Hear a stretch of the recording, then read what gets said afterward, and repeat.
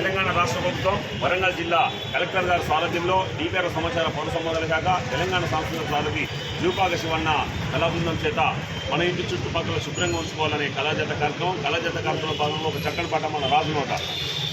ఇంటి చుట్టుపక్కల